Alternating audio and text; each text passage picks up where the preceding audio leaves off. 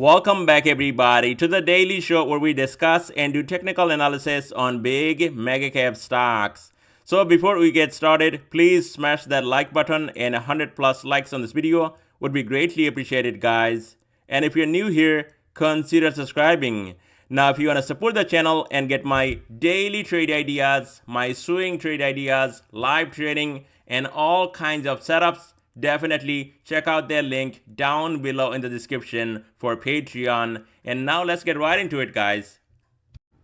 On Microsoft is down 0.28%, so kind of a flat day. And also if you look at my screen, did not even get down to 462, rising 5-day moving average, this blue line. And now we got a doji indecision candle. So going into tomorrow's session, if Microsoft can clear this high, previous all-time high, 468.35, watch out for a move up to, I would say, 471 and possibly up to even 475 to 480.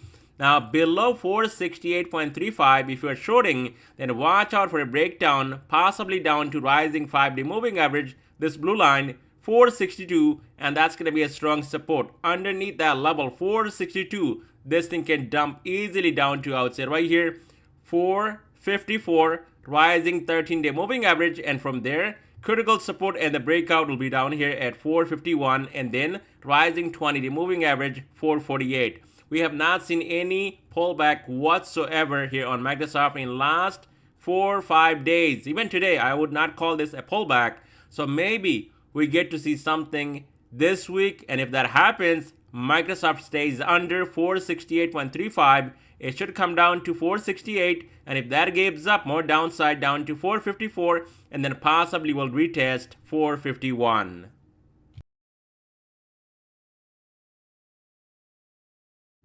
And here's my X account, and if you guys are on there, definitely give me a follow, and there is no subscription, nothing, and you can always ask me a question if you have right here on X. And here's a fantastic trade from today, guys, on TSM. This thing was trading at what, 192. It was going to almost $1 trillion market cap, and that is when I actually shorted and I got 170 puts on it. And this thing came back. My target was the gap 185.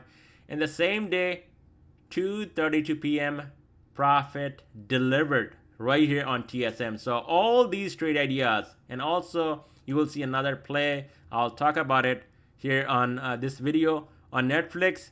So all these trade ideas, and especially people that are actually really serious about trading, definitely check out their link down below in the description for Patreon. So you guys saw that play on TSM, but Netflix, we also played calls today. It's down on the day 0.71%, picked up calls right here at around 682-ish and sold at 688 for a nice profit, and still holding two runners for more upside, possibly up to 700. So if you look at my screen, 680, that's gonna be your line in the sand for tomorrow. Below that, 671, and then 664 on Netflix. To the upside, as long as it can stay above right here, rising 13-day moving average and rising 5-day moving average, which is holding the next up from 680 all the way up to 700, and it can go there because Bollinger Band fully extended all the way up to 701, and we also have earnings coming up very soon, so we could see earnings run up here on Netflix all the way up to 700. So watch out for that move unless this thing breaks down below 680. In that case, next support rising 20-day moving average 671, and then 664 down to even 640. On AMD, it's up 3.95%, so massive explosion. We gapped up this morning here on AMD from 173, came back, filling the gap, and look at this, guys. We talked about it before in my video. 173 breaks, you're going to see more upside. And what's happening right now, it's going to 184, and that's going to come very soon. As soon as this Bollinger Band expands even higher, right now I would not chase AMD. I'm still holding 5 calls on AMD, and these are deep in the money right now, way over the money. I mean, it's 170 calls, now trading at almost 169 and still holding for more upside, and I think it can go up to 184, possibly up to 188, and then 205, and these are coming out of my profit, so that is why I'm comfortable holding this trade. So here on AMD, watch out. If there is a pullback like it did today after filling this gap, 173 will be your line in the sand to watch. Below that, 165 to 164 critical support, and that's gonna be an absolute dip buy if that happens on AMD. Now you can see it's far outside the Bollinger Band here on top, so if there is a pullback, definitely 173 your line in the sand. But as long as AMD above 173, the next stop 184, and then this gap 188. On Meta, it's down almost 2%, so Meta came back and now it's trading under 531. It was holding pretty much all day up until end of the day. This thing actually gave up and now trading just under 531. So I would not give hopes right here on Meta. As long as this thing is near 531, I think we could see a push back up to the upside again, 538 and possibly even 551. So Meta, if it stays under 531, then watch out for a retracement down to 520 and possibly down to this gap 511. On Apple stock, it's up 0.65%. So talking about too much bullishness here in this market. I mean, look at this dip buying today and look at this hammer type candle that we got here on Apple. Now, I was hoping for a dip down to this gap, and I was eyeing it early this morning that Apple would come down to 221. I can grab some calls, at least a day trade here. But unfortunately, 223.25 was the low for the day. And from there, this thing took off and pretty much closing at a brand new all-time high. And look at the market cap, almost $3.5 trillion.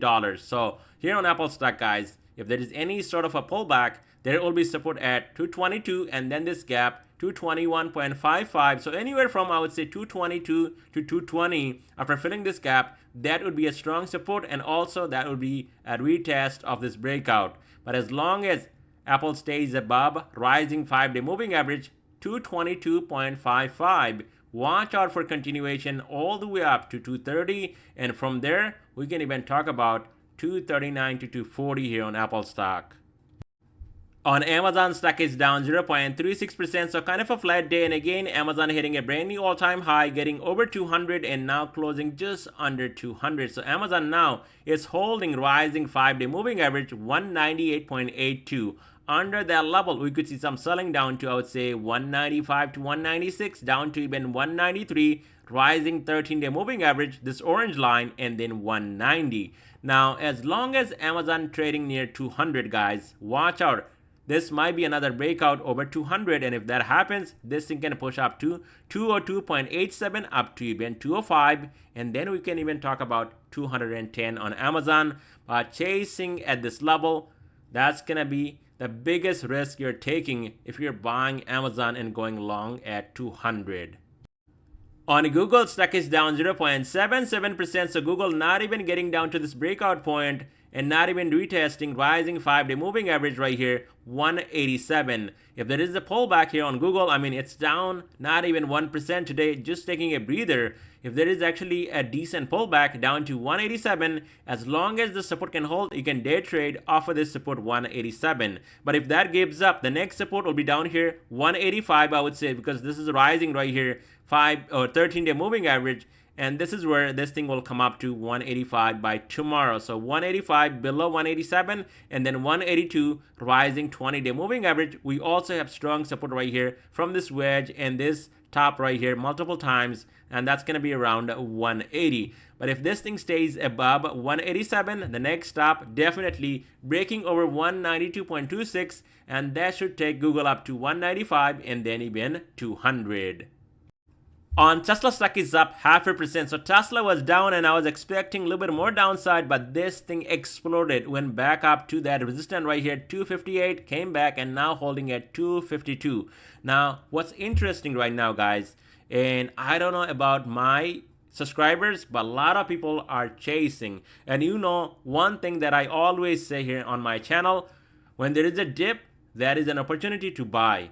When things are going higher, don't ever go and chase. And people are chasing right now. And how I know? Well, I saw a few comments even on my video, and then that's not the whole thing. I saw a lot of people on X actually chasing Tesla and buying 300 calls now, because now they think this is it, I should be buying Tesla. But when I called it and I was saying that Tesla can double from here, it can go up easily $100, guess what? Negative comments, buying puts right here pretty much at the lows and losing money. And now you're buying calls here. Guess what? If there is a pullback tomorrow or the day after, your position will be underwater immediately. And then what? You're going to buy puts when this thing comes down? Then you're going to be like, oh, it's going down, I'm going to buy puts. No, you cannot do that. If you're not in a stock at the right time, then don't chase it. You're just going to lose money. I mean, you might get lucky one time, but it's just asking for a disaster to happen because you're chasing at pretty much when things are overbought. You can see it's trading above upper Bollinger Band for what? Multiple days, 2 gaps right here, and it's also overbought on daily time frame. So, I would not suggest go and, short Tesla or even try to go and chase this. Wait for a decent pullback, and then if the support breaks, then you can short it. Like below 240, this thing can come down. But you can see even today, this thing was nowhere near 240. Came down to 244, and the dip was bought up. This thing went back up $10 immediately. And now you can see hitting that resistance here at 258, came back, and now it's at 252, almost 253. So going into tomorrow's session, 240, that's still going to be your strong line in the sand here on Tesla. And this rising 5-day moving average also moving up. So it's going to come really close to 240. And that should be a strong support if we get a pullback down here. You can try to buy that dip right here as long as the support can hold. And if you want to wait even longer, maybe right here down to this gap, 231, that would be a better opportunity. Now, do I think Tesla going to 300 right now? I don't think so. Maybe after a pullback, and once we get above 258 and especially above this high right here, guys, 265, that is when I can call that Tesla is heading for 300, not right now. So I don't see that happening. That's going to be a big resistance to break right here, 258 and then 265. And once we get above that level and we can stay up here for maybe a day or two and some consolidation, then I can call 300 on Tesla. Right now, if you're buying, I mean, you're just chasing at these levels. On Nvidia stock, it's up almost 2%, but Nvidia was up even more than 3%. And what I said over the weekend in my video that there might be a rotation back into Nvidia going into Monday's session, and this is exactly what we got. Now this morning I was actually excited when I saw Nvidia was down to like 123. I was thinking about opening some calls right at opening, but by the time I actually had my coffee, it was already green like 2%. So that is how Nvidia works. You see it pre-market like, okay, this is my plan, I'm gonna go in, it's red, it's down like 1%, and the next thing you know, Nvidia is up actually in the green pre-market 2%, and from there this thing took off all the way up to where? Exactly right, $130 at rejection off of that level, and it came back and now trading at 128, holding over 126. So Nvidia bear flag, you can see how well bear flag not playing down to the downside, actually playing out to the upside, and we might see a breakout from this bear flag. If this thing breaks and holds 130, forget about this bear flag, and it's going back up to 136 and possibly even brand new all-time high. Now below 126, that is when watch out for the support 123 and then 117.85 on Nvidia. And that's all I have for you guys in this video. Thank you so much for watching.